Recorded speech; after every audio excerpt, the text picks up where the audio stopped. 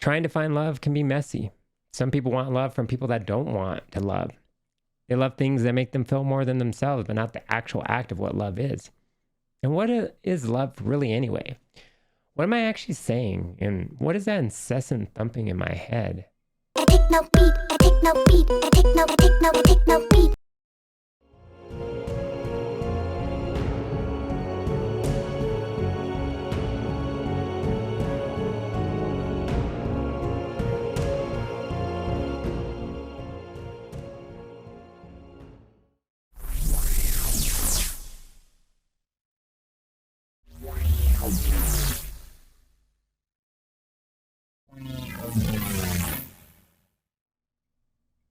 Hello, everyone, and welcome to another Into the Void Real Review.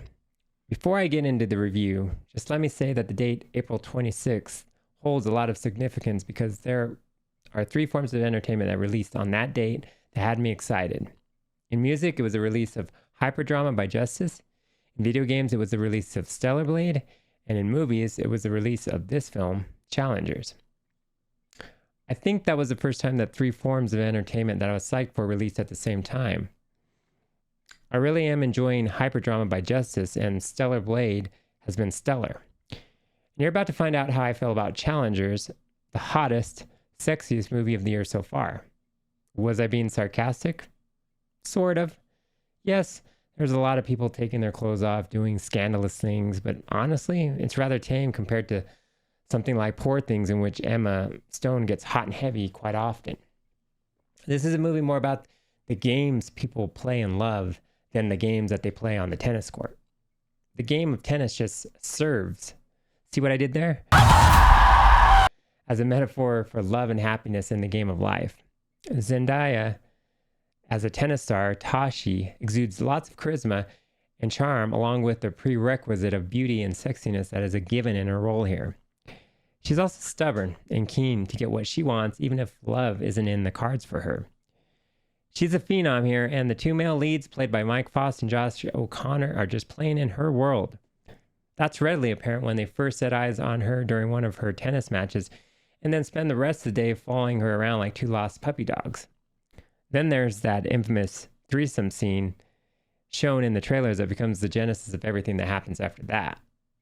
This movie is about a love triangle in which three people love different things, and some of those things aren't even people.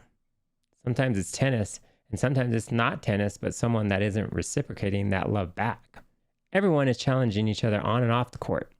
This movie is more about how love can make people do some real scummy shit. And to be honest, I'm not sure that these people know what they really want.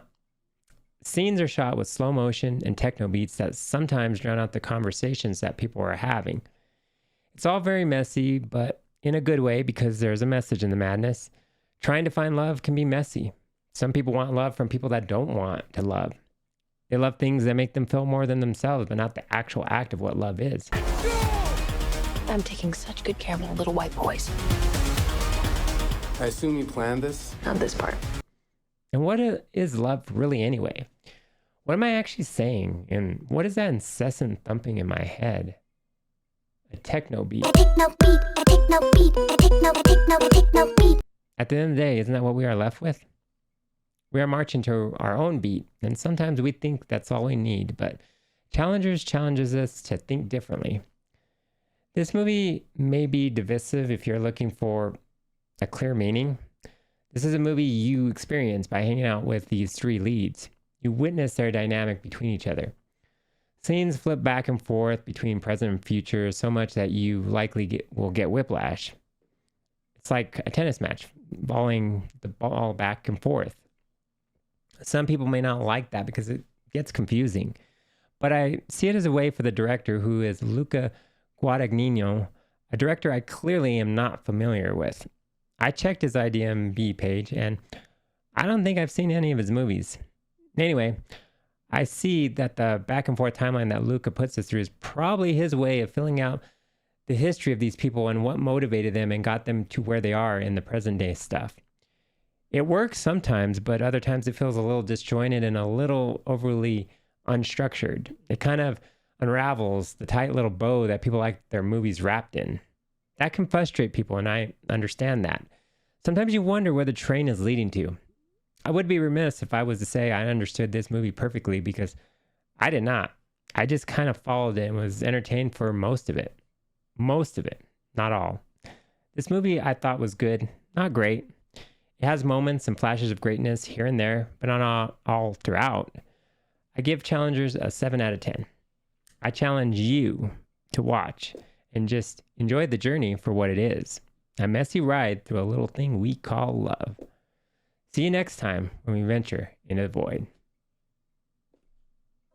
A techno beat, a techno beat, a techno, a techno, a techno.